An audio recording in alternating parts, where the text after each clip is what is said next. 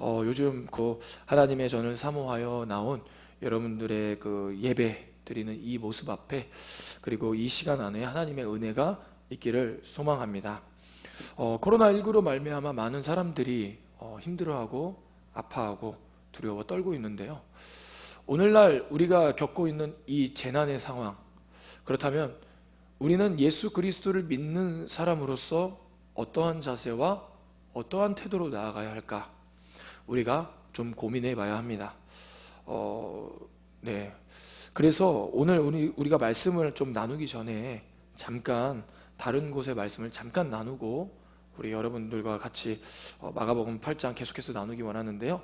우리 말씀 한 구절만 좀 더 찾아보겠습니다. 마가복음 13장 1절에서 2절까지의 말씀입니다. 네. 오늘 말씀을 체크하시고, 네, 마가복음 13장 1절에서 2절까지의 말씀. 네. 같이 읽겠습니다. 예수께서 성전에서 나가실 때에 제자들 중 하나가 이르되 선생님이여 보소서 이 돌들이 어떠하며 이 건물들이 어떠하니까? 예수께서 이르시되 내가 이 큰 건물들을 보느냐? 돌 하나도 돌 위에 남지 않고 다 무너뜨려지리라 하시니라. 아멘. 이것은 이제 예수님이 장차 이스라엘 백성들에게 닥칠 고난, 성전이 무너지는 고난에 대해서 미리 말씀하고 계신 것입니다. 제자들은 성전을 보면서 예수님, 선생님 이거 보십시오. 이만한 건물이 있습니까? 이렇게 멋진 건물이 있습니까? 그렇게 이야기하지만 예수님은 AD 70년 티투스 장군에 의해 예루살렘 성전이 완전히 무너질 것을 알고 그에게 돌 하나도 돌 위에 남지 않고 다 무너질 것이다. 너희들에게 그런 재앙이 임할 것이다 라고 말씀하셨습니다.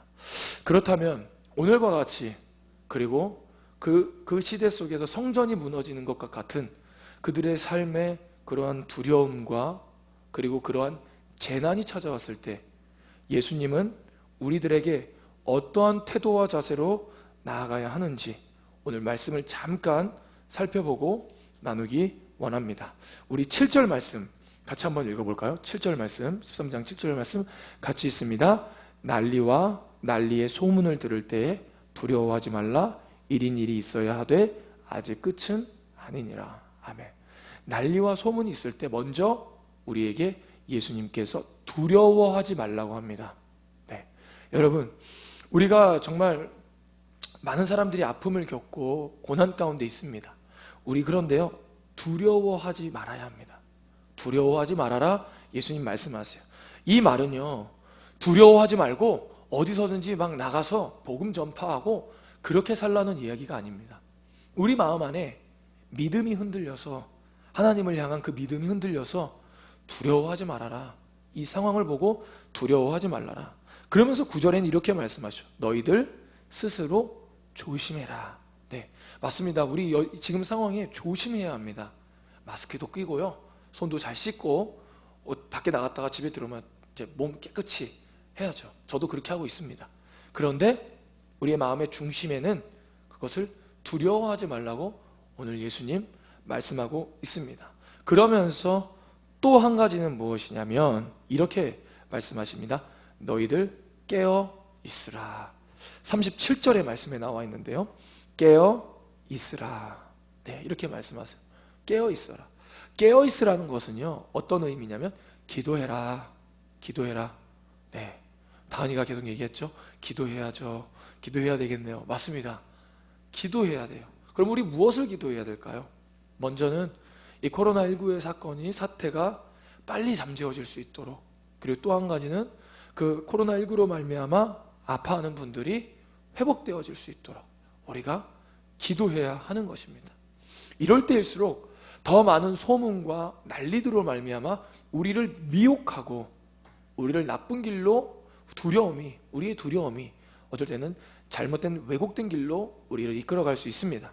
그렇기에 오늘 예수님은 우리에게 두려워하지 말아라, 그러나 조심해라 라고 말씀하시고, 또 이와 같은 때에 깨어 기도하라 라고 우리에게 권면하고 계십니다. 우리 청년부가 이와 같은 때에 일단은 먼저 예수님을 향한 믿음으로 말미암아 두려워하지 말고 나를 또 조심히 잘 지키고 또 그리고 내가 있는 곳에서 이 코로나19의 사태가 빨리 회복되어질 수 있도록 그것으로 말미암아 아파하고 있는 그러한 분들이 회복되어질 수 있도록 하나님 앞에 기도하는 우리 청년부가 되기를 소망합니다. 우리 다시 8장으로 넘어와서 우리 계속 나누던 그 말씀을 나누도록 하겠습니다. 네, 이제 예수님이 갈릴리에서 사역을 다 마치시고 이제 예루살렘으로 향해 나아가십니다. 그리고 우리가 오늘 읽은 8장 27절부터 11장까지는 예수님이 예루살렘에 들어가셔서 이제 십자가에 달리실 텐데 그 전에 갈릴리에서 예루살렘으로 가실 때에 걸어가시는 여행에 어떠한 일이 있었는지 우리에게 전해주고 있는 것입니다. 그렇다면 조금 정리하자면 예수님이 갈릴리에서 대부분 사역을 많이 하셨는데 도대체 갈릴리에서 주로 어떤 활동을 하셨고 예수님의 가장 주된 사역은 무엇이었을까요? 바로 예수님의 주된 사역은 가르치는 사역이었습니다. 가르치는 사역. 여러분들과 계속 마가복음 말씀을 나누면서 우리가 예수님의 가르침을 받는 것이 굉장히 중요하다. 하나님의 말씀을 가르침 받는 것이 굉장히 중요하고 그래서 예수님의 대부분 사역은 가르치는 사역이었다라고 말씀을 나눴었습니다. 맞습니다. 예수님 이 땅에 오셔서 대부분 가르치는 사역을 하셨습니다. 왜냐하면 이 땅에 가르침으로 말미암아 죄를 깨닫고 회개하여 하나님께 돌아올 수 있도록 그들을 그렇게 길을 만들어 놓은 것이죠. 그렇게 우리도 하나님 말씀 안에서 가르침을 받아야 우리가 진정으로 생명의 길로 나아갈 수 있습니다. 더욱이 우리가 예수님께 가르침을 받을 때 예수 그리스도를 믿고 죄 사함을 받아 사망으로부터 벗어나 주님께 나아감으로 말미암아 생명의 길로 나아갈 수 있는 것이죠. 예수님 병 고치는 사역, 귀신을 내쫓는 사역 하셨습니다. 우리의 육체의 고통, 그리고 육체를 흔들어 놓는 귀신 그런 것들을 내쫓으셨죠. 그러나 그것도 중요하지만 더 가장 중요한 것은 가르치는 사역. 하나님의 말씀, 복음의 가르침을 받아 죄를 깨닫고 주님 앞에 회개함으로 말미암아 죄 사함을 받아 생명의 길로 나아가는 생명의 삶으로 나아가는 그 길로 인도하셨던 분, 그렇게 사역을 갈릴리에서 하셨던 분이 바로 예수님이시죠. 그런데 예수님 혼자 그렇게 사역하신 것이 아니라 제자들과 함께 하셨죠. 그리고 제자들은 그 옆에서 예수님이 어떠한 사역을 하시는지 잘 지켜봤습니다.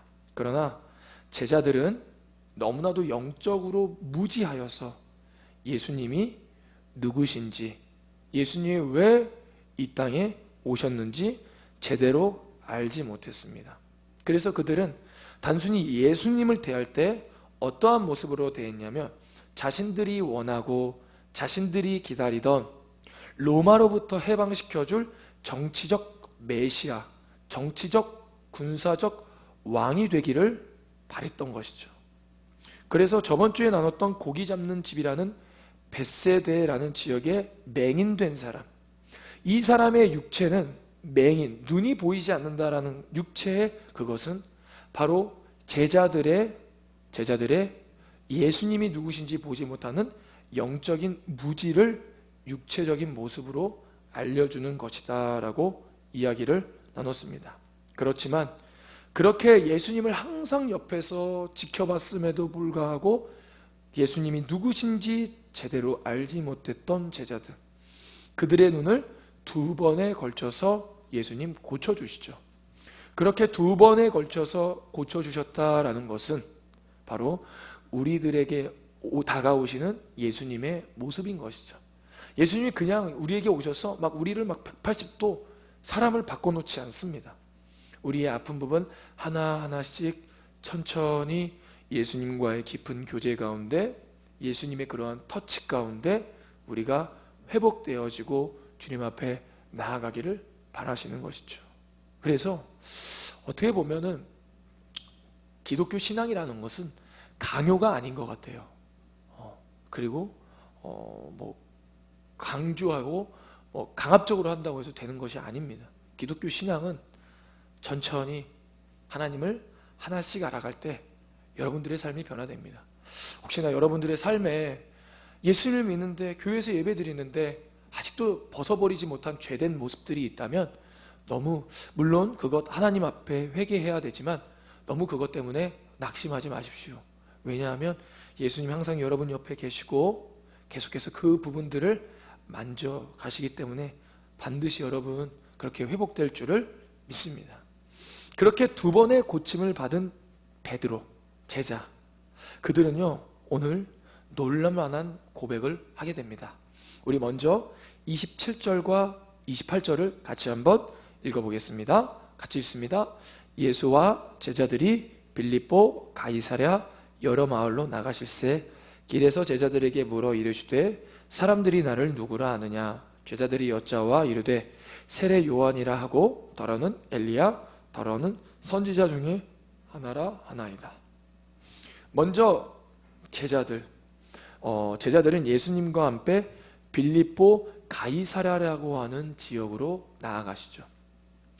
이 빌립보 가이사랴라는 지역은 어떠한 지역이냐면 가이사랴, 로마 황제의 이름을 뜻하는 거고 빌립보라는 것은 그때 로마 황제의 위탁을 받아 그 지역을 다스리던 빌립, 그 사람의 이름을 합쳐서 만든 것이 바로 이 지역의 이름입니다. 빌립보 가이사랴. 즉 이 지역은 도심 지역이죠. 네. 오늘날로 치면 서울과 같은 굉장히 발전된 지역이라고 이야기할 수 있는 것입니다. 그런데 오늘 그런 도시에서, 그 도시 한복판에서 예수님 물으십니다. 사람들이 나를 누구라고 하느냐 묻고 계신 것이죠. 그러자 사람들이 세례 요한, 엘리야 이렇게 선지자 중에 하나 이런 사람으로 지칭합니다. 오늘날 우리가 살아가는 이 도시 서울, 그 한복판에서 예수님을 누구라고 물은다면 사람들은 대부분, 세상 사람들은 뭐라고 고백할까요? 이거랑 비슷하게 고백하겠죠. 세상 많은 사람들의 위인 중 한 명입니다. 전 세계에 되게 유명한 4대 성인 중에 한 명입니다 라고 그렇게 고백하겠죠. 그런데 본격적으로 정말 예수님이 궁금해하던 것을 물으십니다. 그게 바로 29절 말씀인데요. 같이 읽어보겠습니다. 29절 시작. 또 물으시되 너희는 나를 누구라 하느냐. 베드로가 대답하여 이르되 주는 그리스도시나이다. 아멘. 예수님이 베드로에게 물으십니다. 베드로야, 너는 나를 누구라 하느냐. 네. 여러분, 오늘날 예수님에 대해 많은 세상 사람들이 하는 이야기들 그렇게 중요하지 않습니다. 진짜 중요한 건 무엇일까요? 바로 오늘 예수님이 제자들에게 물어봤던 것, 베드로에게 물어봤던 거죠. 너는 나를 누구라 하느냐. 바로 이 세상 많은 사람들이 예수님 이런 분이래 저런 분이래 크게 중요하지 않습니다. 주님 보시기에 중요한 건 무엇이냐면 이 자리에 모인 저와 여러분이 예수님을 누구라고 하는지를 예수님 궁금해하시고 예수님 그것을 듣고 싶어 하십니다. 그런데 오늘 베드로 예수님을 향해서 주님은 그리스도이십니다 라고 이렇게 고백하고 있는 것이죠. 참 정확한 답을 했습니다. 예수님이 이 땅에 구원을 베풀어 주실 그리스도 메시아이십니다. 그리고 그런 예수님은 나의 삶의 주인입니다 라고 이렇게 베드로가 고백한 것이죠. 너무나도 아주 정확한 답을 예수님 앞에 한 것이죠. 그래서 이 평행 본문, 마가복음 이 내용이 마태복음에도 나와 있는데요. 그래서 마태복음은 이 베드로에게 이러한 이야기를 합니다. 예수께서 대답하여 이르시되 바요나 시몬아 내가 복이 있도다. 이를 내가 알게 하니는 혈육이 아니요 하늘에 계신 내 아버지시니라. 아멘. 예수님은 베드로에게 너 참 복이 있다. 너 이러한 고백을 할 수 있으니 참 복 있는 사람이다 라고 이야기하시죠. 그러면서 그리고 너가 그렇게 알게 된 것, 주님은 그리스도이십니다 라고 고백할 수 있는 거는 너 하나님의 은혜를 받은 것이다 라고 이야기합니다. 그렇게 베드로가 그렇게 예수님 앞에 참된 예수님이 원하시는 고백을 이야기하자 이전에는 제대로 알려주시지 않았던 내용을 지금 베드로에게 가르쳐 주십니다. 우리 31절 말씀을 같이 한번 읽어보겠습니다. 8장 31절 같이 읽습니다. 시작.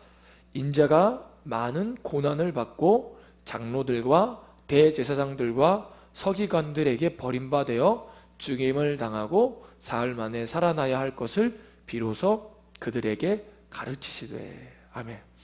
예수님은 갈릴리에서 사역하시고 이제 십자가에 달리기 위해 예루살렘으로 나아가고 계신데, 그렇게 갈 때 베드로가 주님은 저의 그리스도이십니다 라고 고백하자 예수님 베드로에게 자신이 예루살렘에서 고난을 받고 장로들과 대제사장들과 서기관들에게 버림받아 십자가에 달려 죽을 것을, 그리고 사흘 만에 살아날 것을 가르쳐 주고 계십니다.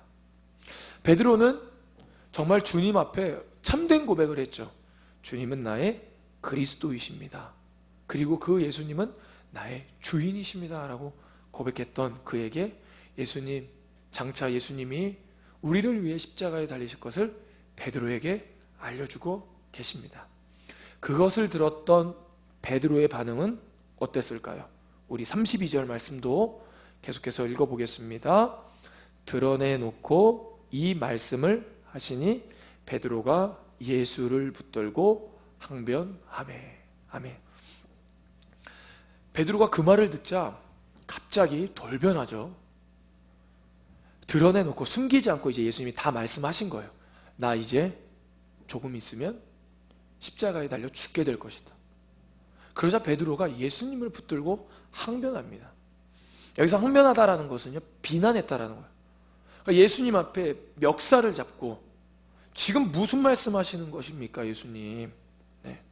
그러면서 예수님을 지금 베드로가 비난하고 있는 것이죠. 왜 베드로는 주님을 지금 그 바로 전에 예수님이 나의 구원자이십니다. 그리고 그분이 나의 주님이십니다 라고 고백했는데 왜 갑자기 예수님을 비난하게 된 것일까요? 왜 비난하게 된 것일까요? 우리 그 내용을 알기 위해 33절 말씀 또 계속해서 한번 읽어보겠습니다. 예수께서 돌이키사 제자들을 보시며 베드로를 꾸짖어 이르시되 사탄아 내 뒤로 물러가라. 내가 하나님의 일을 생각하지 아니하고 도리어 사람의 일을 생각하는도다 하시고. 아멘. 예수님을 붙잡고 멱살을 잡고 비난하는 베드로를 향해 사탄아 내 뒤로 물러나라. 너가 하나님의 일을 생각하지 않고 사람의 일을 생각하는구나 라고 베드로를 질타하십니다. 사탄아 물러가라, 뒤로 물러가라 라는 이 말은요, 내 앞에서 앞서가지 말아라 라는 뜻이 있습니다. 내 뒤로 물러가라. 베드로야 너 내 뒤로 물러나라 라고 이야기하고 계시죠. 맞습니다. 제자는요, 예수님을 따르는 제자는요, 예수님보다 앞서가는 인생이 아니라 예수님이 가셨던 그 길을 뒤따르는 인생이 바로 제자들의 모습이죠. 그런데 오늘 베드로는 예수님보다 앞서가고 있습니다. 그래서 예수님께 뒤로 물러나라 라고 이렇게 고백하고 있는 것이죠. 그렇다면 왜 예수님 그에게 뒤로 물러나라고 했을까요? 그리고 제자 중에 하나인 베드로는 왜 앞서가고 무엇을 앞서가고 있었던 것일까요? 그것은 바로 베드로는 예수님을 어떻게 생각했냐면 서두에도 말씀드렸지만 정치적, 군사적 메시아로, 예수님이 우리를 이 로마의 지배로부터 벗어나게 해주실, 해방시켜 주실 구원자라고 생각했던 것입니다. 그런데 예수님이 갑자기 이 땅을 어떻게 회복시킬 건지는 이야기 안 하고 내가 죽게 될 것이다. 내가 대제사장과 장로들에게 고난을 받을 것이다. 그리고 사흘 만에 살아날 것이다 라고 이야기하자 베드로는 예수님을 붙잡고 예수님 그게 무슨 말입니까? 그러면서 비난하고 항변하고 있는 것이죠. 그러니까 베드로는 하나님의 일을 생각하는 것이 아니라 자신들이 원하는 그러한 메시아가 되기를 예수님께 바라는 마음으로 예수님을 뒤따랐던 것입니다. 그가 주는 그리스도이십니다. 이 땅의 구원자 되신 예수님, 그분은 나의 주님이십니다 라고 고백했는데요, 그가 원했던 예수님, 구원자는 바로 예수님이 이 땅에 오신 이유와 맞지 않았던 것이죠.